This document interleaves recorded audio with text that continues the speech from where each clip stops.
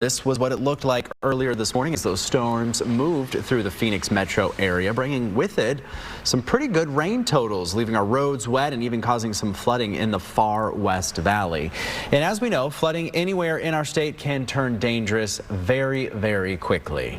So we had flooding in Tonopah, we had flooding in Wickenburg after those storms triggered flash floods. Steve Nielsen is in the Wickenburg area this afternoon. Steve, this is really becoming a huge issue out there.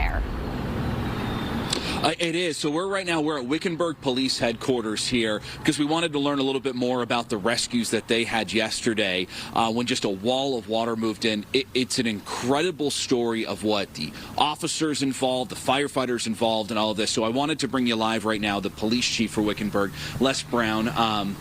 Good afternoon to you, Chief. Afternoon. Tell me about what happened yesterday, this wall of water that started heading towards through a few vehicles. Sure. So after a night and morning of heavy rain, a lot of the washes within town became flooded.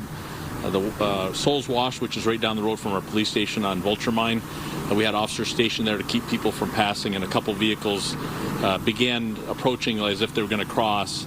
And by the time the officer got them turned around, basically a wall of water had pushed them, got them stuck, and then eventually pushing them downstream through the wash. I mean, that's just a terrifying moment. Two vehicles going down the wash. At that point, I imagine it's all hands on deck to rescue them. Yeah, we had like 30 personnel between police and fire immediately, which I will say, which is good for a small location. It is all hands on deck. Everybody responds. We paralleled on land, on foot, basically paralleled the vehicles until they became stuck.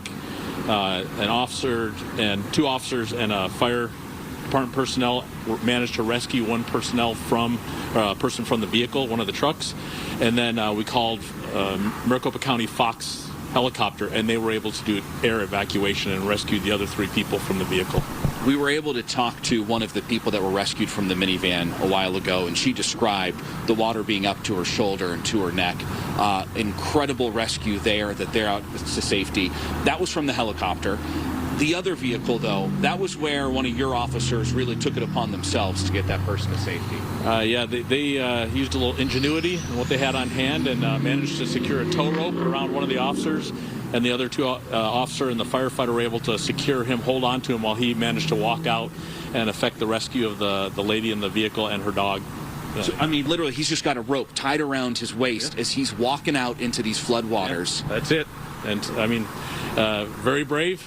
Yeah. It's not something that we train or ordered to do, obviously, but yeah, he took it upon himself and managed to do an amazing job, rescued somebody, and I can't express my appreciation, and I'm sure the lady who was rescued appreciates the efforts as well. Haven't had any rain right now, or too much rain out here right now. I imagine you guys are standing by, though, after something like that yesterday. Yeah, we still have the roads blocked off. We have police personnel checking on all of the locations periodically, making sure that there's no water flow or it's at a standstill. And we'll monitor it throughout the night. We expect more rain, so we still use social media and push it out, making sure we keep them aware of what it looks like outside, making sure people will try to cross. Chief, thank you so much. Appreciate your time. Thank you for your efforts yesterday and all of that. Just incredible to hear that story. Everyone survived all of that. The video of it, it's all just incredible. The water over the vehicles, and it took, at points, officers just taking it upon themselves to get on out there and pull them back to safety.